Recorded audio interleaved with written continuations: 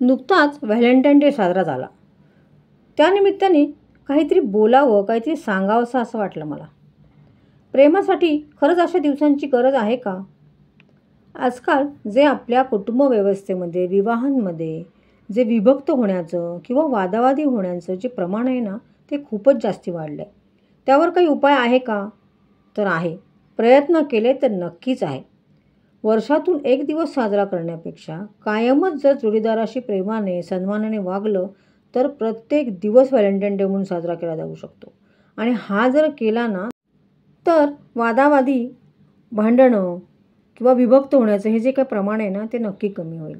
यासाठी जोडीदाराशी कसं वागलं पाहिजे, जोडीदाराची काय प्रेमाची भाषा आहे, हे समजून घेतलं पाहिजे. आणि हे कसं ते गॅरी चॅपमन यांनी 1992 साली द 5 लव्ह लँग्वेजेस या पुस्तकात लिहिलं आहे. त्याच धाग्याला धरून मी हा व्हिडिओ बनवला आहे. प्रेमाची पहिली भाषा म्हणजे वर्ड ऑफ ॲफर्मेशन, म्हणजे आपल्या भाषेत कौतुक करणं. खरंच विचार करण्यासारखी गोष्ट आहे. आपल्या जोडीदाराचं आपण खरंच कौतुक करतो का? आपण इतकं बोलतो, पण तेच कौतुक करायचं म्हटलं की कमीपणाचं म्हणतो किंवा त्यात काय सांगायचं असा विचार करतो. आपला जोडीदार ऑफिसमध्ये निघाला की असं म्हटलं की छान दिसतोस किंवा छान दिसतेस, तुझं काम नक्की चांगलं होईल, दिवस चांगला जाईल. यात जोडीदार म्हटले आहे कारण पुरुषाने स्त्रीला आणि स्त्रीने पुरुषाला दोघांनी एकमेकांना म्हणणं अपेक्षित आहे.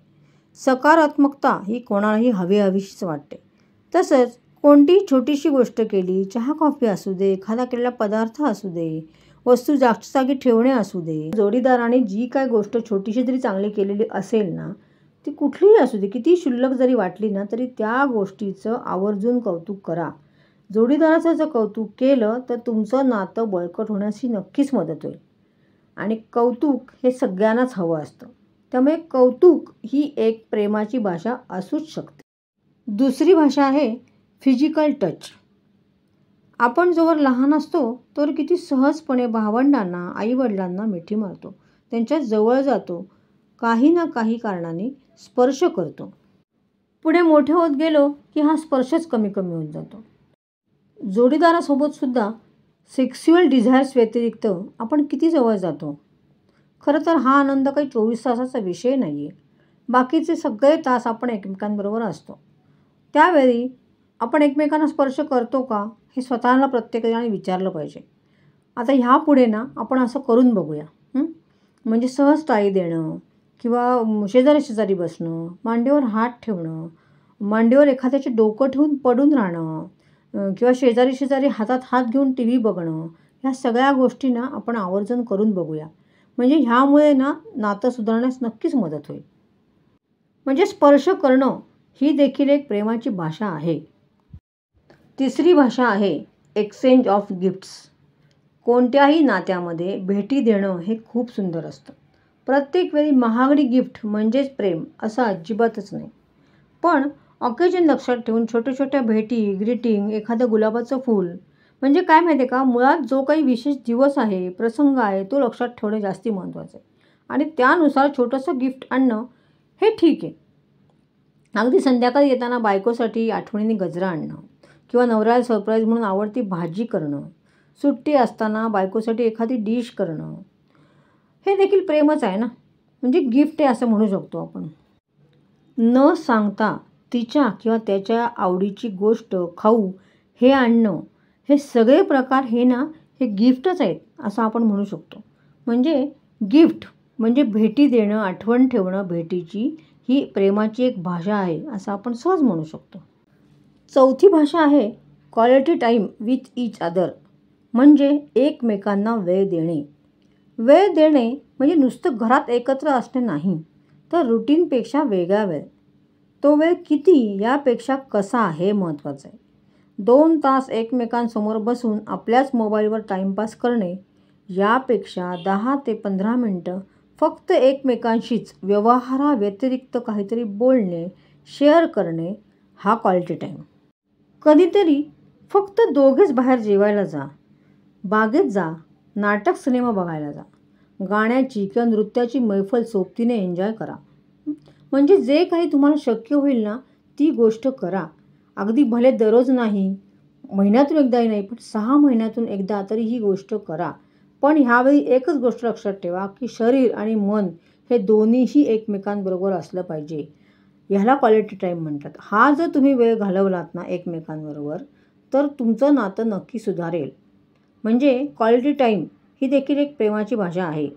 5वी भाषा आहे ॲक्ट्स ऑफ सर्व्हिस, म्हणजे एकमेकांना मदत करणं. ह्यात नेहमीच बायकोनं नवऱ्याला म्हणा किंवा नवऱ्याने बायकोला म्हणा, सतत एकच गोष्ट नाही असली पाहिजे. ज्या व्यक्तीला, ज्या जोडीदाराला ज्याची गरज आहे ना, त्याच्या कामामध्ये आपल्याला शक्य आहे ती मदत करणे हे अपेक्षित आहे. आता हल्ली दोघंही नोकरीला जातात, घरात बायका कामाला असतात. तरीही जोडीदाराला कुठल्या कामामध्ये आपली मदत हवी असेल, तर त्या कामामध्ये एकमेकांना मदत करणं ही देखील एक प्रेमाची भाषा आहे. प्रेमाच्या 5ही भाषा आपण आता बघितल्या. आता यात असं आहे, की आपल्याला जी भाषा प्रेमाची आवडेल, तीच प्रेमाची भाषा जोडीदाराला आवडेल असं नाही. म्हणजे एखाद्याची प्रेमाची भाषा ही मदत करणे असेल, तर दुसऱ्याची भाषा गिफ्ट देणं असेल. एखाद्याची प्रेमाची भाषा एकत्र वेळ घालवण्याची असेल, तर दुसऱ्याची कौतुक करण्याची असेल. म्हणजे तो आपल्या मनासारखं वागत नाहीये असं समजून घेण्यापेक्षा नाराज न होता त्याची प्रेमाची भाषा काय आहे ही समजून त्याप्रमाणे ॲक्ट करणं हे गरजेचं आहे. या गोष्टी नवीन विवाह झालेल्या लोकांनी केल्या तर त्यांचं नातं तयार होतानाच उत्तम प्रकारे तयार होईल. मग पुढे आयुष्यात काही जर अडचणी आल्या तरी त्याला दोघंही उत्तम प्रकारे तोंड देऊ शकतात, कारण ह्या प्रेमाच्या भाषेमुळे ना त्यांचं बॉन्डिंग पक्कं झालेलं असतं. तसंच तुमचे विवाह जर जुने झाले असतील ना, तर या प्रयोग करून बघायला काही हरकत नाही आहे. कदाचित त्यामुळे तुमच्या कंटाळवाण्या जीवनात काहीतरी आनंद निर्माण होईल. तुटेल असं वाटत असताना जुळूनसुद्धा येऊ शकतं. जे कोणी पुरुष ऐकत असतील त्यांनी आज घरी जाताना गजरा नेऊन तर बघा, आणि बायका ऐकत असतील त्यांनी कितीतरी दिवसात न केलेली नवऱ्याची आवडती डिश करून त्याला सरप्राईज द्या. दोघंही नोकरी करत असाल तर जो घरी आधी जाईल त्याने दुसऱ्याला चहा करून द्या. उशिरा जाईल त्याने आवडीचा पदार्थ घरी घेऊन जा. आणि दोघांनी जे छान काम केले ना त्याचं कौतुक करायला विसरू नका हां. थोडक्यात काय, जोडीदाराला जपा, त्याची प्रेमाची भाषा समजून घ्या. आयुष्य नक्की सुखकर होईल. आणि अतिशय महत्त्वाचं म्हणजे काय केलंत आणि काय बदल झाला हे नक्की मला कॉमेंट्स करून सांगा.